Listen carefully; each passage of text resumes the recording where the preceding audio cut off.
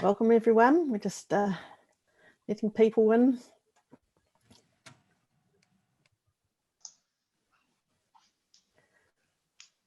All right, let's make a start. Ngā mihi nui kia koutou. Thanks so much for joining us today. Ko Cheryl Doi toko ingoa no Ōtautahi ahau. I'm Cheryl, I'm your host for the session today, and on tech support we have Erika. Give a wave, Erika, so people can see who you are. So if you have any issues with sound, etc., she's the person to message. Erika, do you have any comments about using the technical side of Zoom as we make a start? Yes, so 3 points. Please stay muted unless asked to be unmuted, just to decrease any disruptions. And chat function is our friend, so please use the chat function to enter any comments, reflections, observations, and also use the reactions. And also we have you on the screen. So if you want to use your body language, feel free to do that. And the last point is that we are recording the session. So please do share this session with your network beyond this event if you find it interesting. Thank you. Great, thank you, Erika. And I'm just going to share my screen to start our session.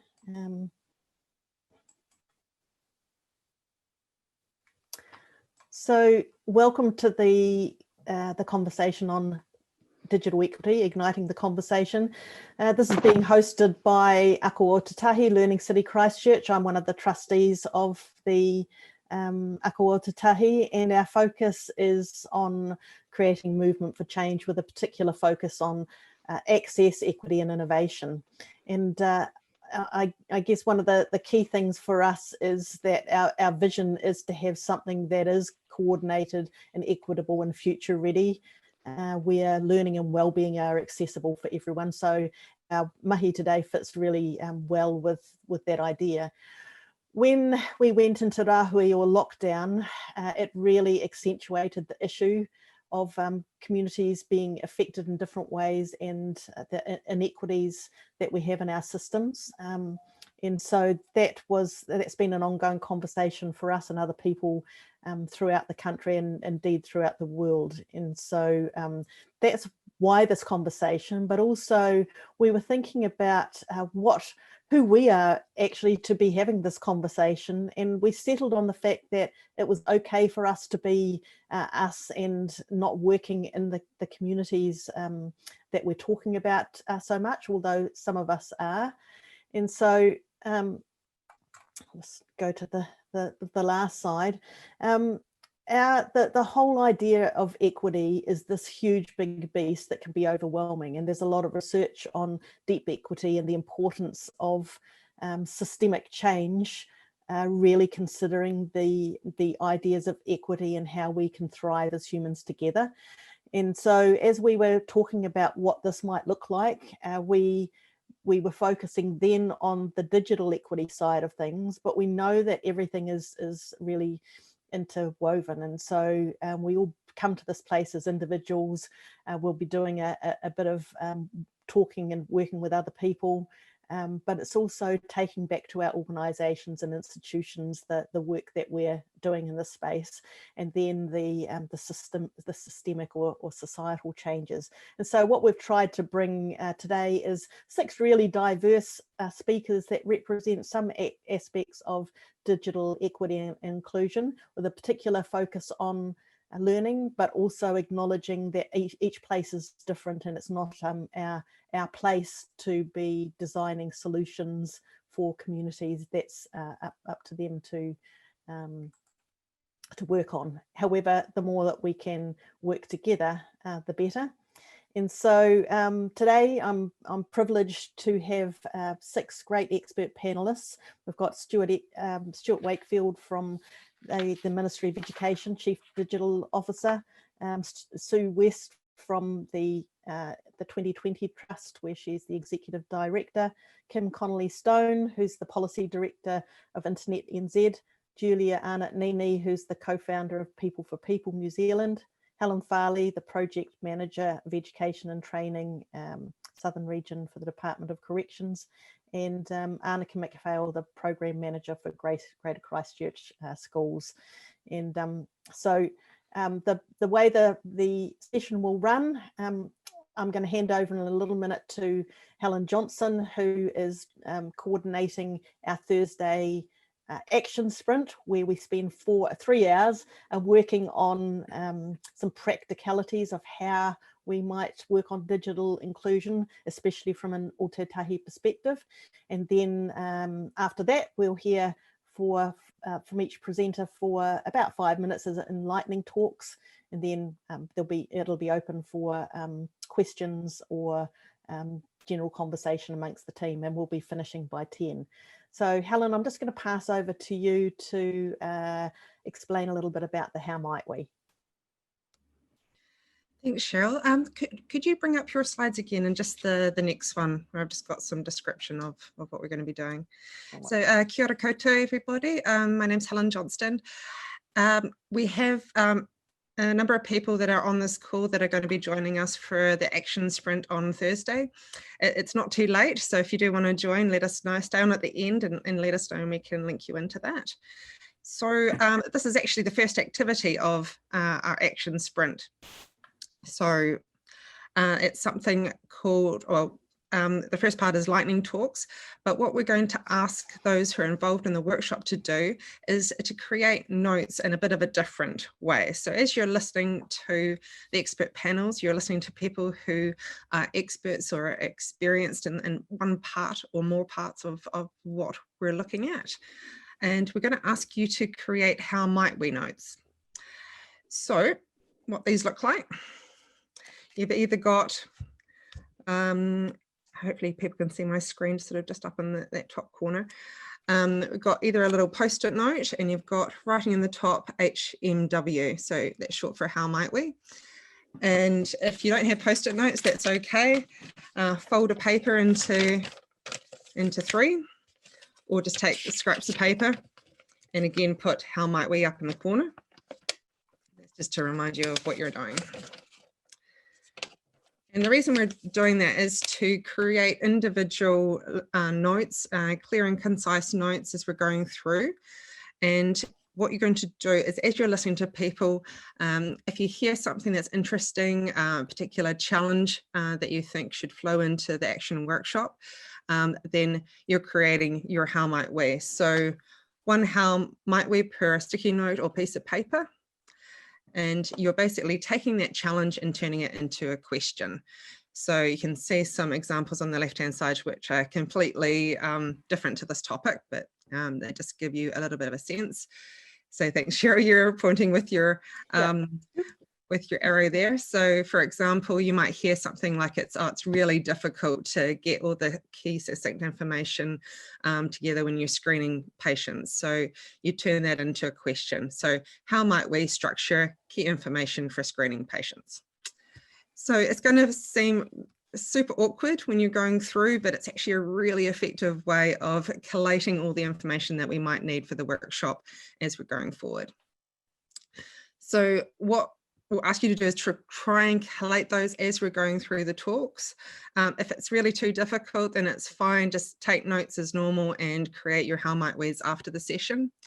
And what we're going to ask you to do is to upload your sticky notes to our online whiteboard, which is Miro. And you all should have the link to that. If you're going to join us at the last minute, that's great. We'll link you into all of that. At the end of the session, we'll spend a little bit of time just making sure everyone's comfortable with doing that before we leave. If you've got a couple of minutes after the session, it'd be great. Thank you. Great, thank you. So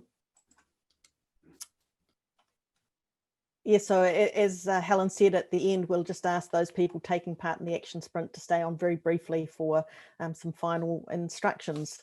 All right, so we've got 6 exciting lightning talks happening, and I'm going to start from a sort of a systems level.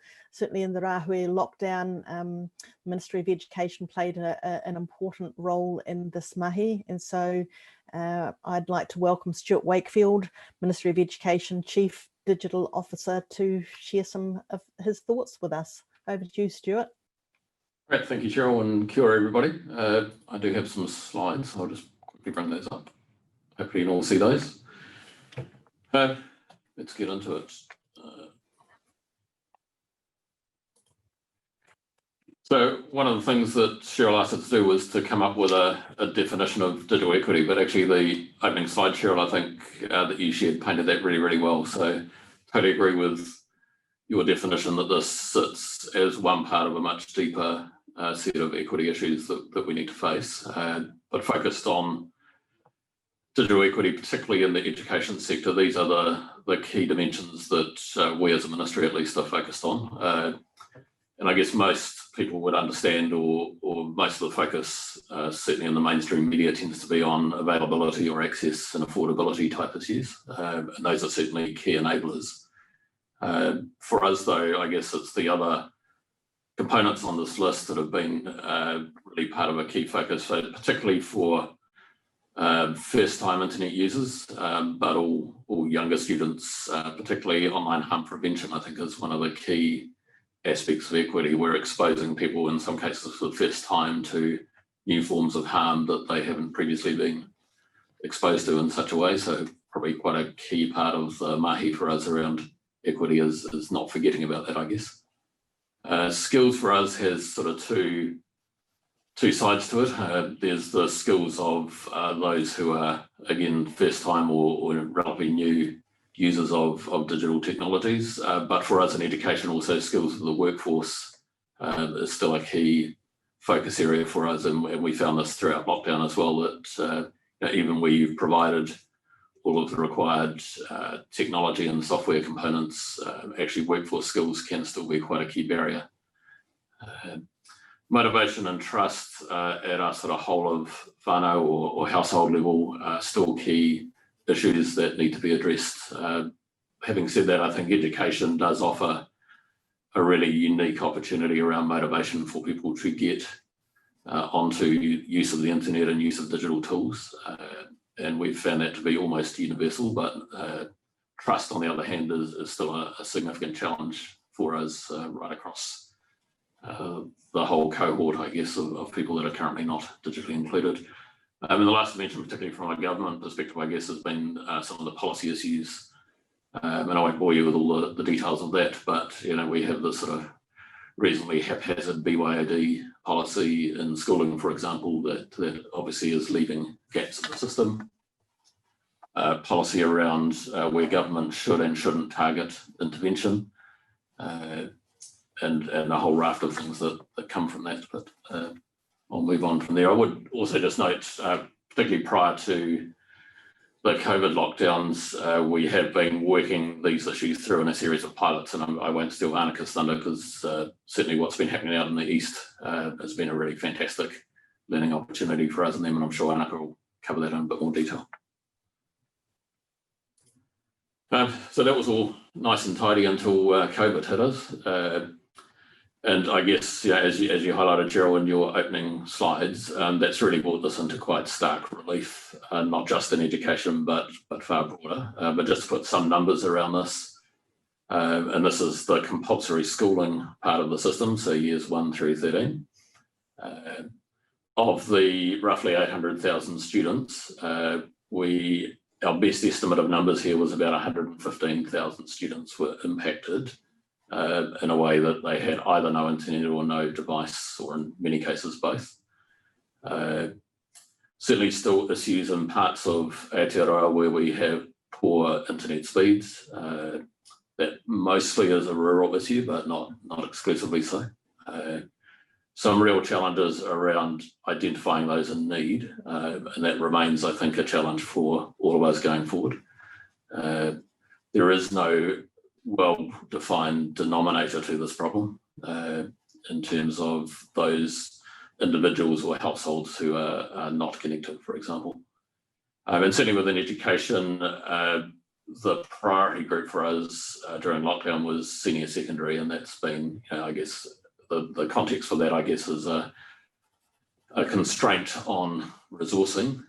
So you are then forced into making sometimes quite difficult prioritisation choices, but the choice that was made through COVID was to make sure that secondary students in particular were least impacted. And therefore that's where the priority focus became. Move forward. Most of you will be aware of this. It's been well covered in the mainstream media, so I won't go through this in lots of detail, but certainly the COVID response for education was to enable distance learning with a variety of different channels. TV broadcasts and hard copy I won't cover particularly, but they were there as a fallback, recognising that not everybody would be able to get online for a whole variety of different reasons in the time frame. So throughout both the first and the second lockdown triggered from Auckland, we're now at 35,000 devices that have been provided new into the system this year.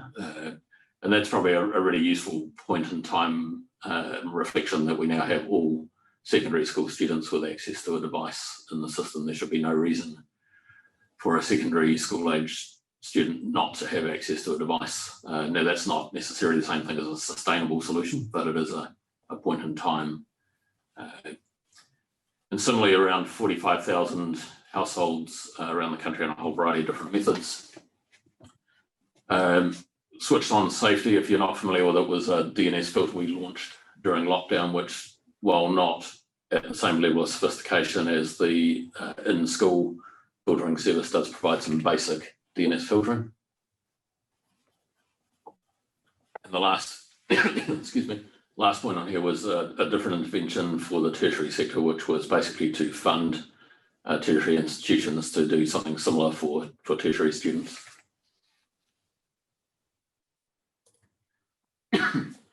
I just tried to capture, I guess, some of the key learnings, which hopefully these will be useful throughout the different workshops you've got this week. But the first point really states the obvious. But I would make a point, I guess, the wider state sector workforce is not generally that well prepared to work from home either. So as in the case of education, educators need to be equally prepared to support this from a distance learning perspective. We do have infrastructural issues here in Aotearoa. Telcos, for understandable commercial reasons, have built infrastructure in areas where there are paying customers. And by and large, the groups that we're targeting have not been self-evidently, I guess, paying customers. So there are still capacity and availability constraints. Interesting for us, I guess, was the notion of targeting households. So where we've provided internet connectivity, that's tended to be a fixed service into a household, but that's not a common grouping across particularly the central government public service agencies. And I'll come to that in the sort of forward-looking opportunity. Supply chain vulnerabilities are still a key issue around COVID. The availability of things like laptops and Chromebooks still remains quite a challenge. Cybersecurity, we saw, unfortunately, people taking advantage of COVID as a theme for new forms of phishing and other cyber attack. Addressing, I think, is a key issue. It became evident throughout our attempts to target households that actually the telcos in this country don't share even the most basic things like data standards or addressing standards. They use different formats and methods. It's very difficult to get some level of agreement here. And I would contrast that with, say, the electricity industry or utilities industry, where there is a quite formal register of households for things like electricity connection. The same thing does not exist for connectivity. And engagement, as we learned through the pilots, and I'm sure Arnika again will talk through this, this needs to be a community and iwi-led initiative around inclusion, and certainly doing that through lockdown was quite problematic. So throwing technology at people unannounced is not a method I would recommend, but needs must, I guess, when you're in these situations.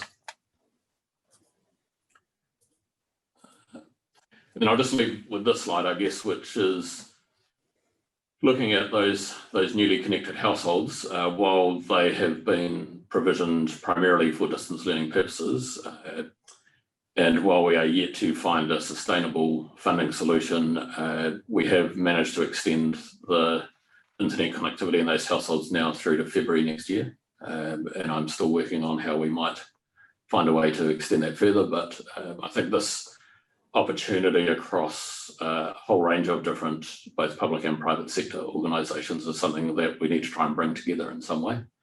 This is not a burden that education can shoulder alone.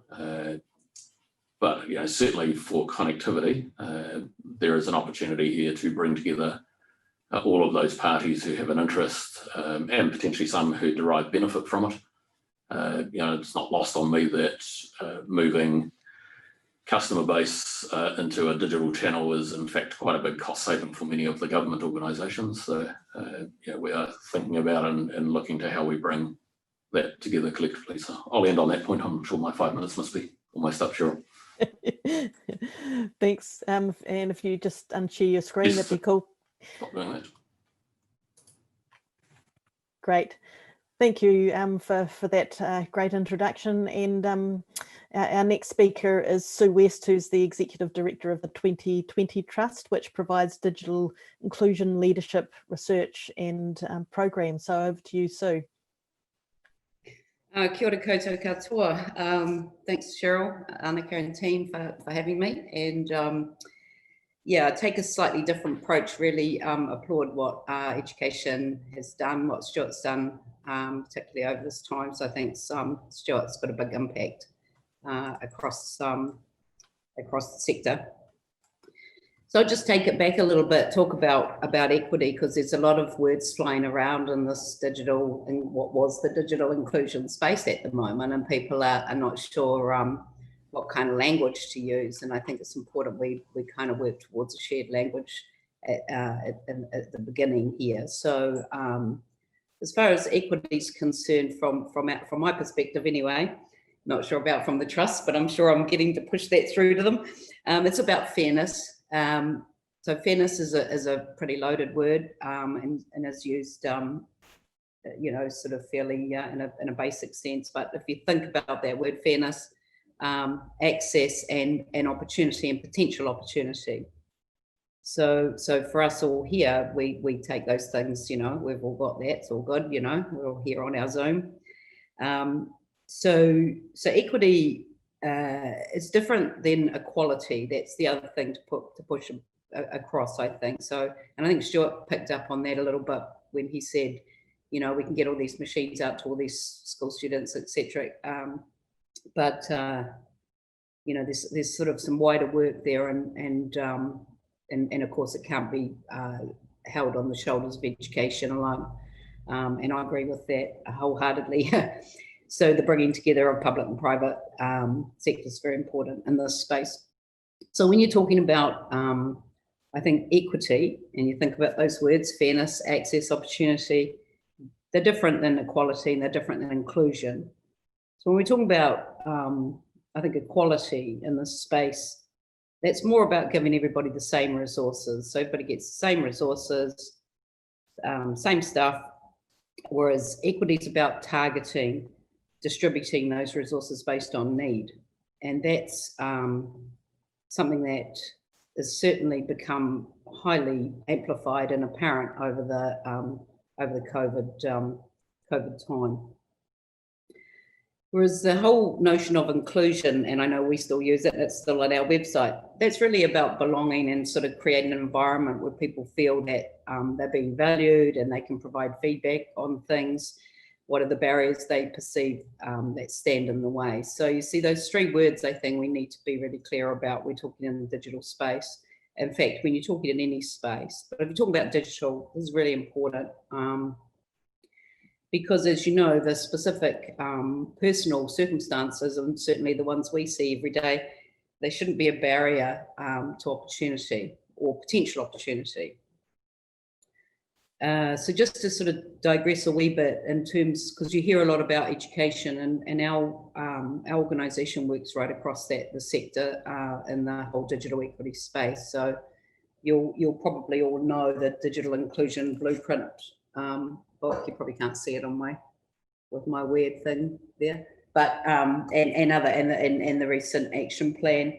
And there's always been a debate about who are the people who are most at risk of digital exclusion, or in this case of what we're talking about, inequity.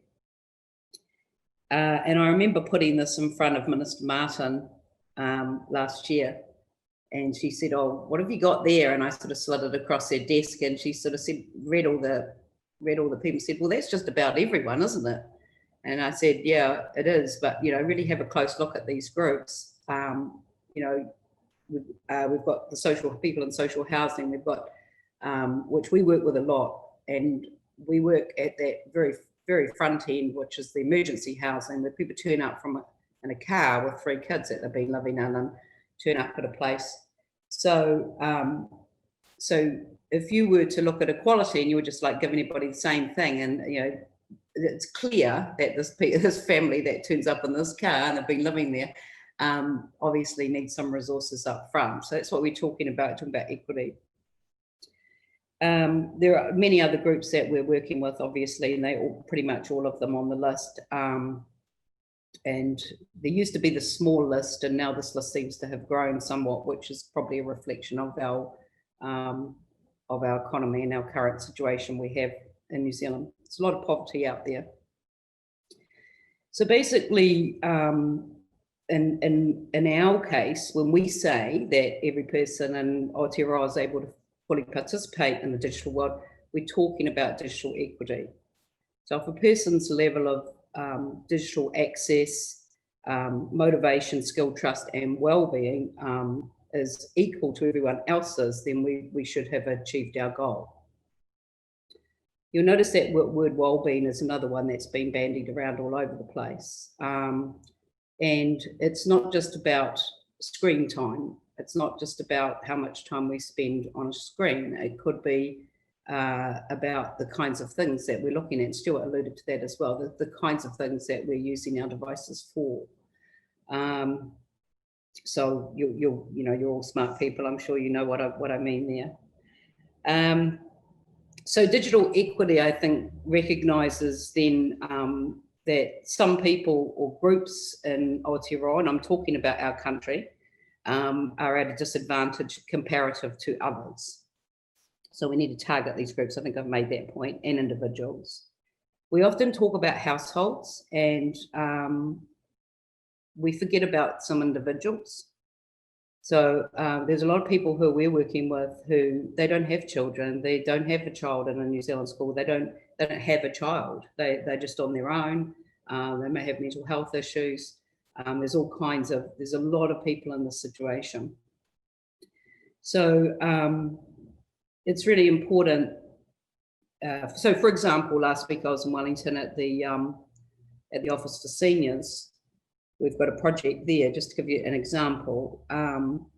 So I'm not sure if you know how many people in New Zealand are age 65 plus. Does anybody know? No. Okay, there's 800,000 people in New Zealand who are 65 plus. So that's straight from the mouth of the director of the Office for Seniors. So it has to be right, I hope. So when the government says, or the Office for Seniors say, you can, here's some money for some digital skills training for seniors. What should we do with that money? Should it go to all libraries or schools or communities so that classes or that seniors can turn up and do things and learn about some digital skills or whatever? What should we do with that money? Well, in an equitable world, I guess, that didn't sit well with us, because that was one fund. This is a real example. So we challenged the Office for Seniors, and I wrote a proposal, and I said, hey, I want to work with Pacific seniors specifically, because I've asked them, we went to them and said, hey, look, you guys, would you go to SeniorNet? Would you go to your local library? Would you go to Age Concern? Would you go to Digital Seniors? Would you go to those if you had some free classes? And they said, no, that's a Palangi thing. We spend our time in church, and particularly the elderly are highly revered in the world of, I won't speak for Pacific people, but from my Pacific facilitators.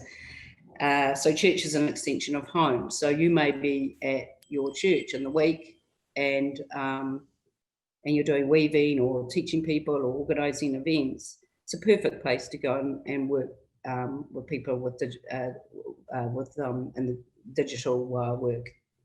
So what we did in that case is we challenged the Office for Seniors. They ended up funding us a small amount to do this, and we did a best fit for our facilitators, so people who could either speak the language or we could do some translations.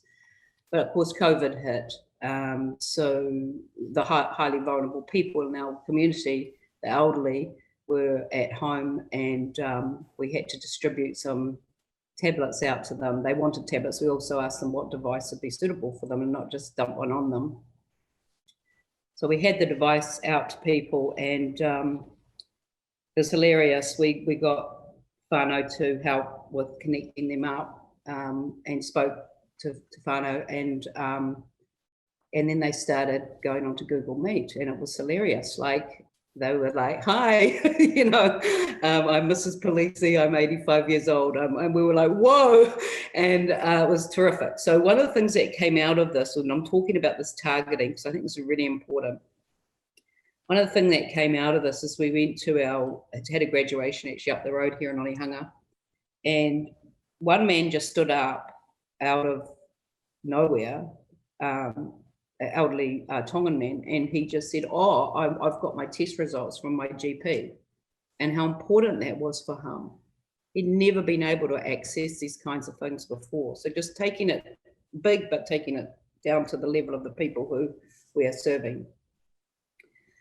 So what are we trying to solve? Okay, so the problem is we don't know how big the problem is, and I don't believe in New Zealand we know how big this problem is. We've modelled and we've gone back to census, and we're not really asking some of the right questions. And obviously COVID amplified the situation, where people couldn't order food online or talk to family or do banking and things like this. So as you know, the highest level of the high people who would most likely use government services, or the highest use of government services, they are the people who actually don't trust government services and are not online to be able to access some of those services. I'm not getting at the government here. I think they're doing a terrific job. I'm just saying that, you know, just look a wee bit wider. Who are the people we're talking about? For example, you might not be able to compare and contrast or understand or know that you don't have to pay enterprise cars 30% if you want to buy a vehicle. You know, you can actually go online and use Pricebuy, and you know, there's lots of different things you can do. You don't have to buy things from the red trucks that are driving around South Auckland. I guess the Department of Internal Affairs would say there was probably 1 in 5 people, or they may say there's 20% of people, but what do they mean by this? Is this the households without internet? That's only one part of the digital equity puzzle. When you ask a question of people who are not or at risk of being digitally excluded, they will say, yeah, I've got it at home, and they're on their phone and they walk over the threshold into the house and they're still talking on their phone, or they're checking church online on Facebook, and they think they've got internet at home. They think they've got like a fibre connection. We're not asking the right questions, so we don't really know how big this problem is. So just on that note, just to start wrapping up and we'll carry on the conversation. Thanks. Yeah, so you can look up things like those DIA things. So let's just have a look at what is the if there was no problem in 2 years' time, and what would be the ideal? Well, I think you'd have those higher level outcomes for people. So you'd have a bit more fluidity across those social boundaries.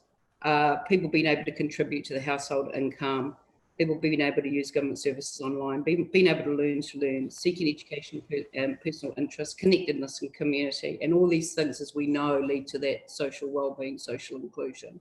And it's not just in the education sector. So, you know, just thinking widely about our community. And that's it from me. That's great, thank you. It's great that you bring such a wealth of knowledge and experience with people, you know, on the ground, and it's a really important part of our conversation. I'll hand now to Kim Connolly-Stone, who's the policy director at InternetNZ, and I know that they're passionate about inclusion and equity in their space. So over to you, Kim. Morena koutou, and thanks very much, Cheryl, for organising today, and lovely to see everyone. In my 5 minutes, I'll answer quickfire the 4 questions that Cheryl gave us. And I'm such a policy analyst. I love structure. So here I go. So the first question was, describe what is digital equity to you? Or to me, digital equity is an end state. It's about all New Zealanders being able to make the most of an increasingly digital world. And I tend to use the digital inclusion when I'm talking about the types of things that we need to get there. There's a lot of lingo out there, you know, digital divides, digital exclusion. It's all part of the whānau of language, I suppose, we're using.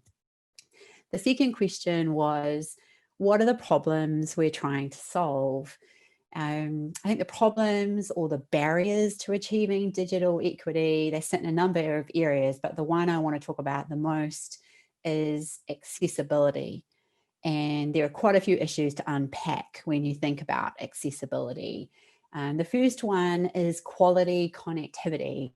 And I want to offer just a little shout out to successive governments. You know, even when governments change, they've kept with the program, investing in ultra fast broadband, rural broadband, Ministry of Education during COVID, stepping up, you know, to try and get connections to folks. So I want to say awesome work, government there.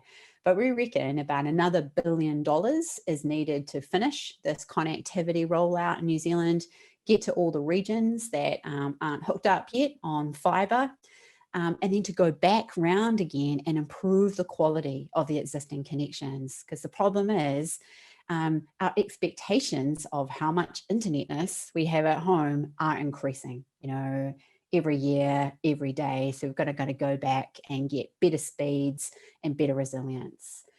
So that's quality connectivity point. The second accessibility issue is one of affordability. Just because fiber's come down your street and Chorus has dug up your road doesn't mean your family can afford the plan or can afford enough data for the family. So there's something to be done with government and others to address that affordability question. The third accessibility issue is around devices. By this, I mean laptops, computers, tablets. Not everyone can afford these.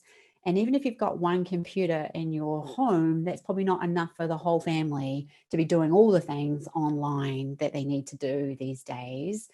And sometimes you hear folks go, oh, well, you know, got one of these smartphone things, you know, so you're connected to the internet.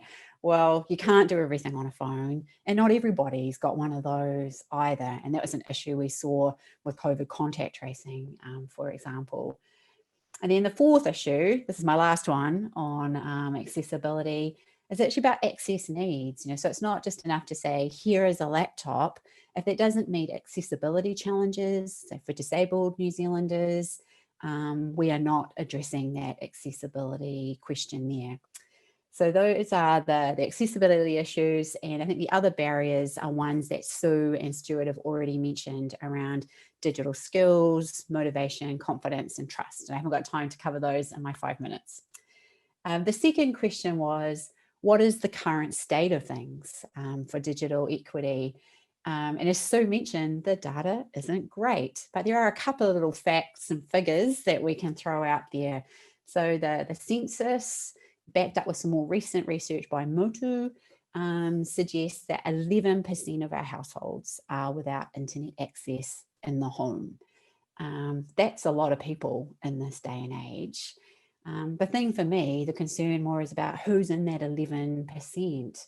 And what we know from various research different government departments have done is that those most likely not to have internet access at home are those on low incomes and benefits, folks in rural areas, people living in social housing, our older New Zealanders, people with disabilities, Māori, Pacifica communities. So it's a really unfair, inequitable distribution in that 11%.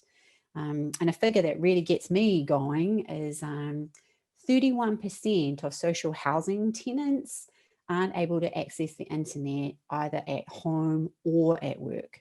So if you took, so that's obviously that's a funny question. If you took work out, those not able to access the internet at home will be way more than 31%.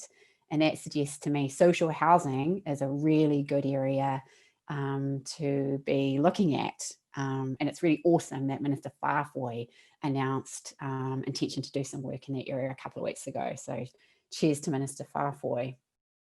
On the skills side, just one figure to share is OECD research suggests that 45% of New Zealanders only have very basic internet skills. So that shows there's a lot of room for improvement there. Okay, so the last question was, if there were no problems in 2 years' time, what would be ideal? I've kind of redefined this question a little bit to say, if I could have 3 things, what would they be? The first one is, I'd say I'd like to have fibre or high-speed alternatives available all around New Zealand. Doesn't matter where you live, you get good quality connectivity that allows you to do the things you need to do from home or work. But the reason I focus on home a lot in this talk has been COVID has really thrown into stark relief the real importance of being able to do things at home. That's become more of a policy issue, I think. My second wish would be government in 2 years would have stepped up on that affordability question. It would have done something through public housing, combination of that and building on the good work that Stuart's team have been doing on education. I think if you took those 2 areas, you'd be able to get affordable connectivity to a lot of vulnerable New Zealanders. That would be really awesome if that had happened in 2 years. And then the third thing on my wish list would be that government would have funded a digital inclusion network, which would be a bit like a commissioning agency, and it would be getting the funding to the community organisations who know best how to build digital capability in their communities. So rather than a whole lot of digital inclusion providers having to think, oh my goodness, which fund am I going to try and shove my criteria in over here, there and there, not having any security of funding, that there'd actually be a commissioning agent, a digital inclusion network, that its job would be to get the funding to the communities who need it. But, you know, digital equity isn't something that we can work on and then it will be solved. You know, the goalposts are going to continue to keep moving and there's always going to be something to do. Those are my, hopefully, only 5 minutes of thoughts. Thanks so much. That was a great lot of information and some astounding figures there. Our next speaker is Julia Arnott-Neenee.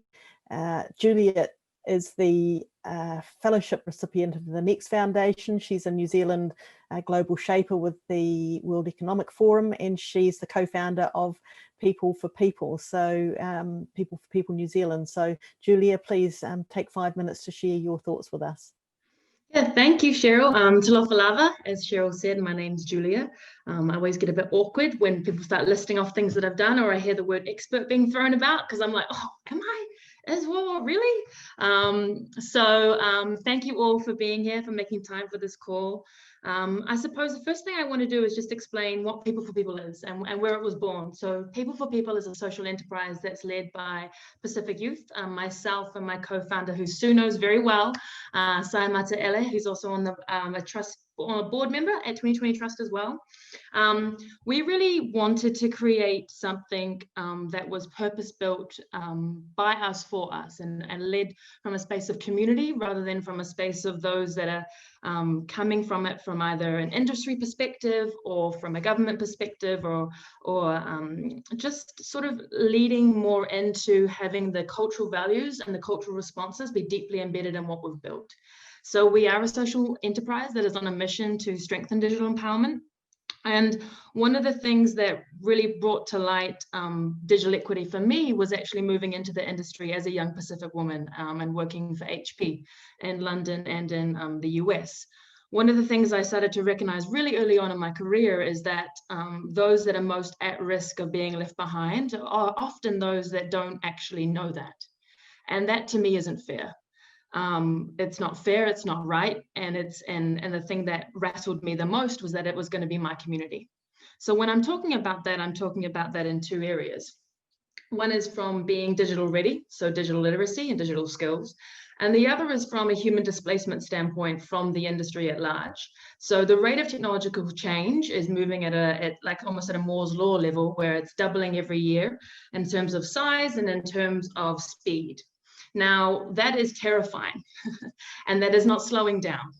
And it is almost like it's a tsunami that's going to hit a set of communities that don't even know there were waves in the first place. And again, going back to what Sue mentioned, there's a huge element of fairness to me that doesn't sit right.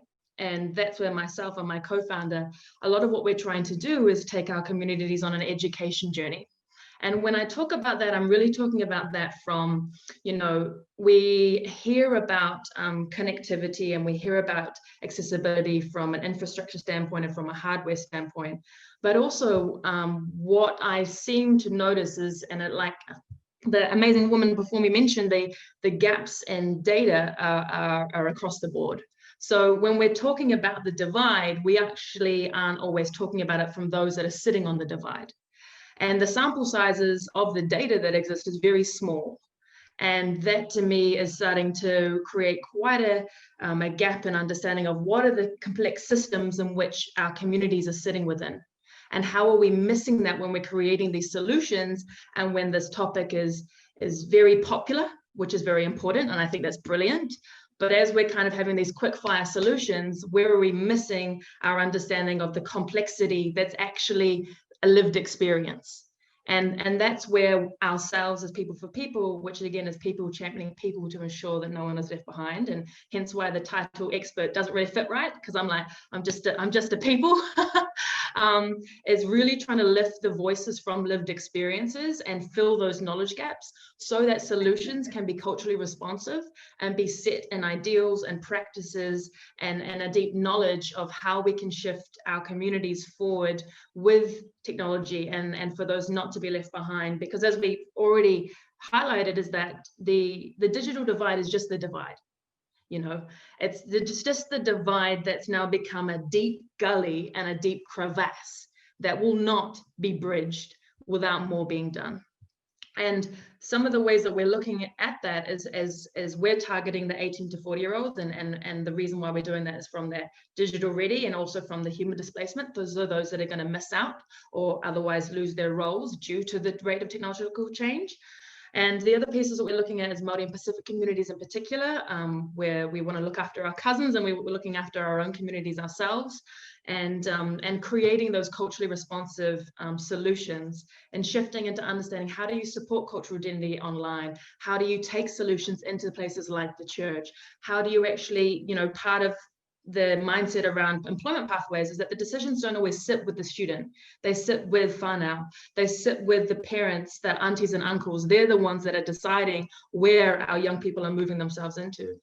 And the other piece of the puzzle that we're really trying to tackle is being a bridge between industry and community. And I'm going to share some quite upsetting facts about technology leaders that I've heard since I've moved back home. And these are from quite major tech leaders who have literally said to me on a phone saying, I don't believe there is a divide in technology. I can walk down the road and buy a $362 Chromebook and I'm involved, so I don't understand what the problem is. And these are like multi-million-dollar influencers in the industry. So much of what we're also trying to do is break down structural racism, institutional racism, and cultural bias against our communities and discrimination against our communities. And that's something that I don't think New Zealand is necessarily willing to recognize, the fact that we have this at play. And that's part of also the reason why our diversity stats within the industry are as low as 2% and 5% of Māori or Pacific that actually are occupying this industry. And that's not okay. And I think so much of what we're trying to do and having come from industry is try and come from community is try and find how can we develop those bridges, how can we deconstruct institutional racism in the industry so that it's a safe place to bring forward our communities into from an employment pathway and wealth creation standpoint. So there's a little bit of reconstruction and reconnecting our communities into the digital world, into culture and into understanding the space, and also a deconstruction from an industry standpoint of ensuring that these spaces and places are safe for our young people and our communities to be moving into. So that's a bit of a highlight reel, and I'll drop our website in the chat as well. So that's where we're at on this one. Great, thanks, Julia. That's a really useful addition to our conversation. And we've heard from 4 really passionate, great people. We've got 2 more to go, so it's likely we'll run over time, but please bear with us. And if you do need to leave, get pai, because this is being recorded and you can come back to it. Our next speaker is Helen Farley, and Helen has a really interesting background in the work that she's been involved with in Australia, as well as New Zealand. And so she is the Practice Manager Education Training Southern Region at the Department of Corrections, but brings a lot of wealth and experience in the area from her work in Australia as well. So thanks for joining the panel, Helen, and over to you. Ata Māori e whānau. So today I'm going to talk about digital equity in our prisons. And what I'm going to do is try and share my screen. And I'll try and get through these slides as quickly as I can. So digital equity, we're talking about a cohort that is like no other cohort in New Zealand. And we've heard about how disadvantaged various groups are, and absolutely that's true. But when we talk about people in our prisons, we're talking about an overrepresentation of Māori people, making up 15% of our population. They make up 52% of our prison population, and that's awful. 17% of our prison population are Pacific peoples. And again, that's awful. 60% of our people are hard of hearing. 60% of our people are dyslexic. They're overrepresented with ADHD. 60% have traumatic brain injury, and it goes on and on and on. So think about any equity group that you like, and we're talking about those people being overrepresented in our prison population. And so digital equity becomes crucially important when we're talking about those people. Oh, and I can't make my slides move.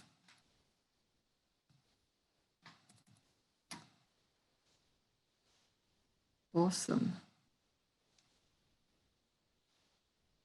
Okay, hopefully you can see the second one. So what's digital equity when we're talking about people in prison, and or about anyone really? We're talking about this massive complexity of all sorts of factors, and it's not, as some of our speakers have already said, it's not about access to digital technologies, and it's not about access to connectivity, even though that's important as well. It's about if those things are available, can people afford them? If they can afford them, do they know how to use them? It's about cultural capital. It's about social capital. It's about gender, because all around the world, it's women who are missing out more than men. It's about aspirations. It's about knowing what digital technologies and digital access can do for you. So it's a whole complex interweaving of stuff, and I'm not going to pretend that I can actually get to the bottom of that and define it. So when we're talking about the problem, what are we talking about? I mean, who here looked at Facebook before they got out of bed this morning? That would be me. Who's performed an online financial transaction today? That's me, just making sure that the department paid me as they promised. Who's already emailed my boss, or not my boss, but your boss? Like lots of us. Who's looked me up on LinkedIn? Who's decided to see who else was on the panel? How many digital devices do we all have? In Australia, I did some research before I left there. And about 4 years ago, the average was to have, for a university student, to have 4 devices, 4 mobile devices on top of desktops and other tethered devices that they might have. So that's the problem. The problem is we have all this connectivity, all this technology on the outside with various levels of access, and we put people into prison and whammo, they've got nothing. They've got no access to digital technologies, and they have no access to internet. I don't know what my partner would do if I deprived him of his mobile phone for the evening. I don't know how he'd make it through the night. And yet we put all these people together in prison, and expect them to just deal with that and get on with it. And what's more, we expect that when they get out, that they're going to somehow magically know how to participate in society. That ain't going to happen. So this is our current state. So in New Zealand, we're a bit luckier than most jurisdictions because we have computer labs called secure online learning suites where there is limited access to internet, limited access. We whitelist a handful of websites that people can access. And it's not anything that jurisdictions around the world have cracked, correctional jurisdictions. We all believe that denying people access to technology and to the internet is keeping our prisons safe and our communities safe. And I would argue that it's absolutely doing the opposite of that. We're creating people who, when they get to the outside, don't know how to participate in life, and they're the people who have to turn to crime to support their lifestyles. It's not just that there's not the technology. We're not teaching people how to use the technology. We're not teaching people how to interact with the outside. So where to from here? This is what I'd like to see. Maybe not everyone with 3D glasses, but we need a bit more vision and foresight. I would like to see devices in cells with people. So either laptops or tablet computers, that those people in our prisons can access their whānau, that they can communicate with people, that they can do their financial transactions, that they learn how to be a part of the world, that they can access the learning that heaps of them never had access to before they went into prison. And in that way, if we can do that, we solve all sorts of prisons, all sorts of problems in our prisons. We help to address the problems of violence in our prisons, because people who are gainfully occupied and doing something are not wanting to belt each other up or are not needing to seek illicit substances. And I'm not saying that they'll stop doing that, but certainly the emphasis goes off that. When they get out, they'll be able to participate in the workforce, because just about any workforce you go into, any occupation is going to need technology. Whether you're mowing lawns, you need to give quotes and ring up people and do stuff like that. These people will access the healthcare system less, and they will access social services less. And technology and participation in society and learning how to self-manage doing those things helps all of those things. So we really need to get this right, and we really need to get some technology in prisons. And we've got some really good pilot projects about to start, so I'm feeling optimistic. So ask me again in 2 years how that went. So I suspect this is my last slide, except to tell you where I got my photos from and to give you my contact details should you want more of a conversation about this. So thank you, ngā mihi. Thanks so much, Helen. Such a really interesting and different perspective. You can see why we've got these layers of people and really profound conversations. I'd like to welcome Annika Mcphail to share some thoughts with us. Annika has played a pivotal role in professional learning in schools across the country, and she's passionate about making a difference. She's the program manager for the Greater Christchurch Schools Network Trust, GCSN, and she's the founder of Impact Ed. So over to you, Annika. Thanks, Cheryl. And as Cheryl said, if people need to snip out at this point, no offence taken. So yeah, no mai haere mai, ko Annika Mcphail tuku ingoa, he kai whakahaere aho ki te kapa o GCSN for this hat, and no Ōtautahi aho. And I'm out in Diamond Harbour and we don't have fibre. So as Kim said, there are some people who don't have a great connection from their homes, and we are one of them. So sometimes I am just not here anymore. So we'll see how we go this morning. I have an amazing opportunity of being program manager for a trust here in Christchurch called the Greater Christchurch Network Charitable Trust. And we've also got an amazing man on the call here, Daniel Hay, who's been supporting our community Wi-Fi project out in Ōtautahi. So for me, digital equity, absolutely agree with what everyone has said so far on the call. But for my specific mahi under GCSN, it's about every student in our educational system in New Zealand having access to their education from home. And that's about ensuring that they have Wi-Fi access from home. And as someone mentioned earlier on the call, there's a real misconception, I think it was Sue actually, a misconception around what having access to Wi-Fi means from home. So we did a survey 2 years ago to see who had access, and quite a few parents said they did have access to Wi-Fi, but actually that was data from their phone. So understanding the language around digital equity and what Wi-Fi access in the home is compared to data has been a really important part of our mahi. And then having a device to be able to access the Wi-Fi. So I come from a perspective of the fact that we have a really amazing educational system in New Zealand, and when our konga go into their schools, they can access things like Google Classroom, there's devices there for them, OneNote, whatever that looks like. But then we have some students who may have in the past been straight A students, really engaged in their learning, loved everything they did, to, put a lot of effort into their homework when they went home. And as soon as they leave that school, they now cannot access that work anymore. So we have a cohort of students who have previously been really engaged in their education that actually do not have the opportunity.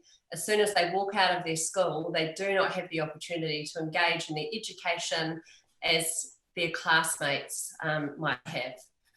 So Connected Aranui came out of the census data that 47% of the community in Aranui didn't have access to Wi-Fi from home.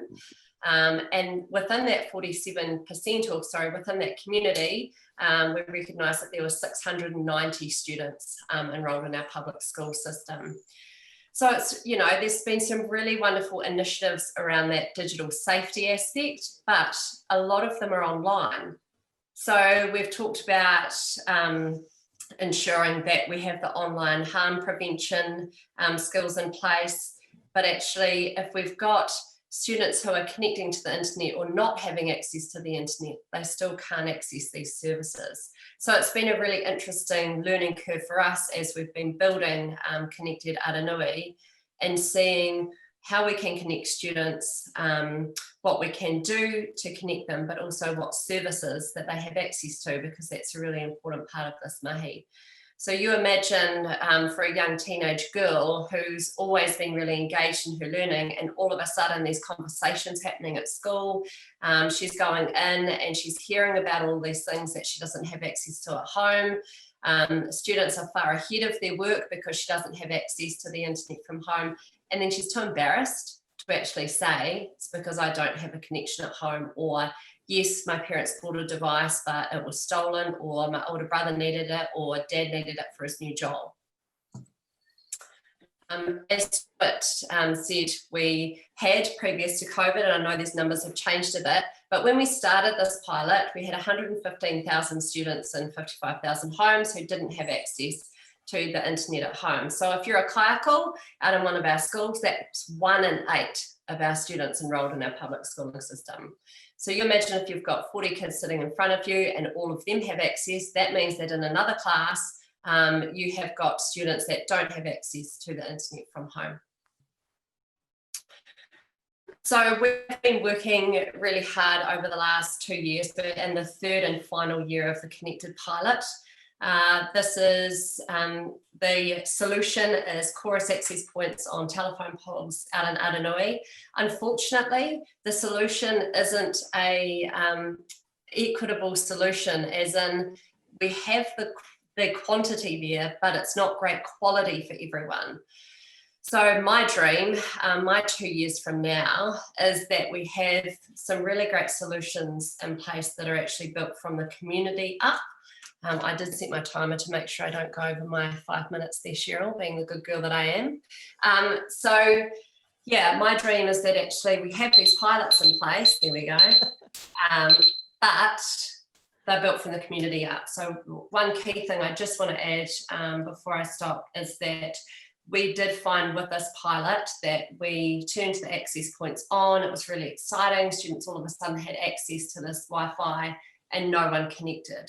So that's where Daniel Hay has come in as our whānau IT connector through the Aranui Community Trust. So these solutions are absolutely about that kanohi ki te kanohi part, that face-to-face value of ensuring that we're building those relationships and building that trust with the communities that we're supporting with Wi-Fi. So that was about a 45-minute talk in 5 minutes. So if you want more information about that, I'll pop a link. We created a how-to guide to get community Wi-Fi started. So I'll pop that into the chat and I will stop sharing now. Great, thanks so much, Annika. That was a great way to finish and bring it home to Ōtautahi. You'll see that we had 6 really different, diverse speakers, and I know we crammed them in, but we couldn't miss any of them because they brought such a wealth of knowledge to this place, and I'm sure those conversations will continue. Thanks so much for staying online for a little extra time, and I'd just like to thank you for coming on and supporting our digital equity conversation, and also for supporting this Ōtautahi Learning City event. You can find us online at learningscitychristchurch.nz or email us through the system. Erica will be sharing the recording with you at a later date. But thanks so much for attending, and enjoy the rest of your day. And if you were interested in attending the action sprint on Thursday morning, please feel free to stay online, and those that are registered for the event, if you just stay online for another couple of minutes. But other than that, that's the end of our session. We have any time for more questions, but I think there'll be some more conversations and opportunities like this to delve more deeply. So thanks again for coming, and we hope to see you at some of our other events. Ka kite.